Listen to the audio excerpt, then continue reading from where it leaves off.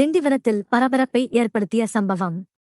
போதிய இடமின்மையால் நகராட்சி குப்பைகள் மற்றும் மருத்துவக் கழிவுகளை இடுகாட்டு பகுதியில் கொட்டப்பட்டு தீ வைத்து எரிக்கப்படுவதாக பொதுமக்கள் குற்றச்சாட்டு எழுப்பியுள்ளனர். இதனால் வெண்ணிற புகை மற்றும் கடும் துர்நாற்றம் பரவி அருகிலுள்ள வீடுகள், உணவகங்கள் மற்றும் புதிய பேருந்து நிலையம் பகுதிகளில் வசிக்கும் மக்கள் கடும் அவதிக்குள்ளாகினர். கண்ணெரிச்சல், மூச்சுத்திணறல் உள்ளிட்ட உடல்நல பாதிப்புகளும் ஏற்பட்டதாக கூறப்படுகிறது. சென்னை திருச்சி தேசிய நெடுஞ்சாலையிலும் புகைமூட்டம் காரணமாக வாகன ஓட்டிகள் சிரமத்துடன் பயணித்தனர். பலமுறை புகார் அளித்தும் நடவடிக்கை இல்லை என பொதுமக்கள் வேதனை தெரிவிக்கின்றனர். இந்த விவகாரத்தில் தமிழக அரசு உடனடியாக விசாரணை நடத்தி நிரந்தர தீர்வு வழங்க வேண்டும் என்ற கோரிக்கை வலுத்துள்ளது.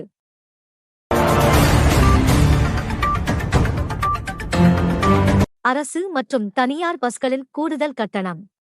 திண்டிவனம், புதுச்சேரி வழித்தடத்தில் இயக்கப்படும் அரசு மற்றும் தனியார் பஸ்களில் நிர்ணயிக்கப்பட்ட கட்டணத்தை விட கூடுதல் கட்டணம் வசூலிக்கப்பட்டதாக புகார் எழுந்துள்ளது. 35 ரூபாய் கட்டணத்திற்கு பதிலாக சில பஸ்களில் 40 ரூபாய் வசூலிக்கப்பட்டதாக பயணிகள் தெரிவித்தனர். இதையடுத்து திண்டிவனம் வட்டார போக்குவரத்து அலுவலகத்தின் மோட்டார் வாகன ஆய்வாளர் முருகேசன் ஜெயபுரம் ரவுண்டானா பகுதியில் திடீர் சோதனை நடத்தினார். பயணிகளின் டிக்கெட்டுகளை ஆய்வு செய்தபோது 5 தனியார் மற்றும் 2 அரசு பஸ்கள் என மொத்தம் 7 பஸ்களில் கூடுதல் கட்டணம் வசூலிக்கப்பட்டது கண்டறியப்பட்டது. சம்பந்தப்பட்ட பஸ்கள் மீது நடவடிக்கை எடுக்க மாவட்ட ஆட்சியருக்கு அறிக்கை அனுப்பப்பட்டுள்ளது.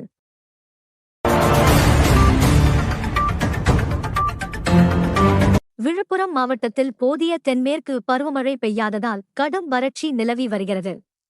இதன் காரணமாக நெல், கரும்பு மற்றும் வேர்க்கடலை உள்ளிட்ட பயிர்கள் தண்ணீர் இன்றி கருகி வருகின்றன.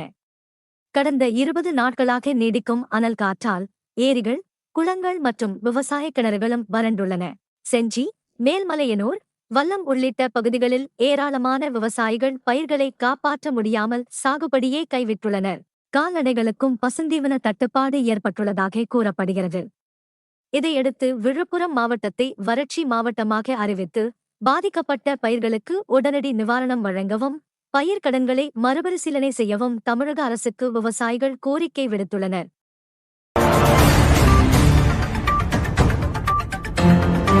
செஞ்சியில் போக்குவரத்து நெரிசலை குறைக்கும் நடவடிக்கையாக சாலையோர ஆக்கிரமிப்புகளை வரும் ஆகஸ்ட் 7ஆம் தேதி முதல் அகற்ற அதிகாரிகள் முடிவு செய்துள்ளனர். இது தொடர்பான ஆலோசனைக் கூட்டம் தாலுகா அலுவலகத்தில் நடைபெற்றது. இதில் அனைத்து துறை அதிகாரிகள் மற்றும் வர்த்தக சங்க பிரதிநிதிகள் பங்கேற்றனர். ஆக்கிரமிப்புகளை பொதுமக்களே முன்கூட்டியே அகற்ற பேரூராட்சி மூலம் அறிவிப்பு வழங்கவும், தள்ளுவண்டி கடைகள் மற்றும் இருசக்கர வாகன நிறுத்தத்தை ஒழுங்குபடுத்தவும் தீர்மானிக்கப்பட்டது.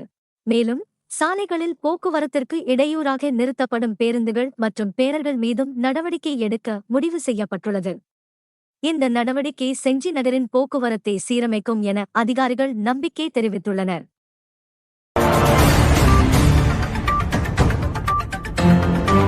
வானூர் அரசு கலை மற்றும் அறிவியல் கல்லூரியில் 2026 முதல் 2027 கல்வியாண்டிற்கான தமிழ்நாடு பொறியியல் மாணவர் சேர்க்கை கலந்தாய்வு தொடங்கியுள்ளது. தொழில்நுட்பக் கல்வி இயக்கத்தின் வழிகாட்டுதலின்படி நடைபெற்ற இந்த கலந்தாய்வில் தேர்வு செய்யப்பட்ட மாணவர்களுக்கு சேர்க்கை ஆணைகள் வழங்கப்பட்டன. வானூர் அரசு கல்லூரி பிரிவு பொறுப்பு அதிகாரியும் ஈரோடு அரசு பொறியியல் கல்லூரி பேராசிரியருமான கவுரிசன் மற்றும் கல்லூரி முதல்வர் வில்லியம் ஆகியோர் மாணவர்களுக்கு ஆணைகளை வழங்கினர். இந்த மாணவர் சேர்க்கை மூலம் பல மாணவர்கள் தங்களின் பொறியியல் கல்வி கனவை நோக்கி முதல் அடியை எடுத்து வைத்துள்ளனர்.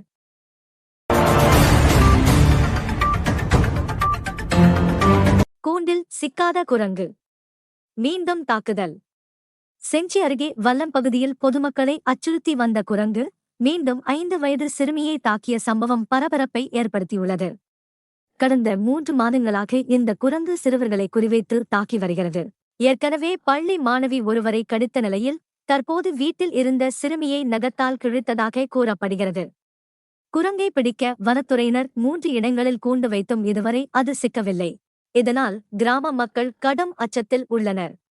உயிரியல் பூங்கா மருத்துவர்களின் உதவியுடன் மயக்க ஊசி செலுத்தி குரங்கை உடனடியாக பிடிக்க வேண்டும் என பொதுமக்கள் கோரிக்கை விடுத்துள்ளனர்.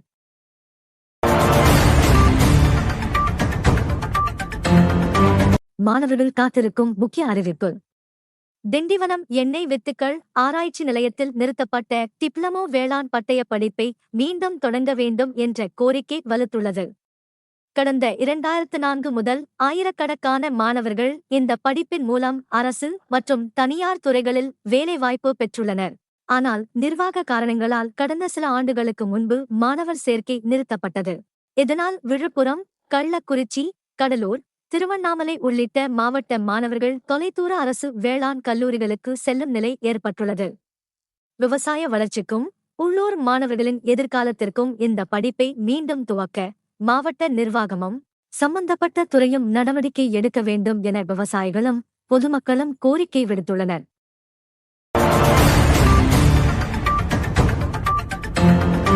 296 கோடி ரூபாய் சாலையில் காய்ந்த பூச்செடிகள்.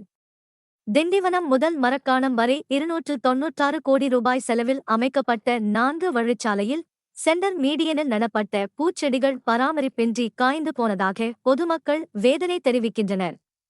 கடந்த ஆண்டு முடிக்கப்பட்ட இந்த சாலையில் மரங்களும் பூச்செடிகளும் நடப்பட்டிருந்தன. ஆனால் சரியான மண் நிரப்பாததும் கடந்த 2 மாதங்களாக முறையாக தண்ணீர் ஊற்றாததும் காரணமாக பெரும்பாலான செடிகள் வாடி கருகியுள்ளன. ஒப்பந்ததாரர்கள் பராமரிப்பு பணிகளை மேற்கொள்ளவில்லை என்ற குற்றச்சாட்டும் எழுந்துள்ளது. சாலையின் அழகையும் சுற்றுச்சூழலையும் பாதுகாக்க அதிகாரிகள் உடனடியாக நடவடிக்கை எடுக்க வேண்டும் என வாகன ஓட்டிகளும் பொதுமக்களும் கோரிக்கை விடுத்துள்ளனர். மேலும் செய்திகளுக்கு திண்டிவனம் செய்திகள் சேனலை சப்ஸ்கிரைப் பண்ணுங்க.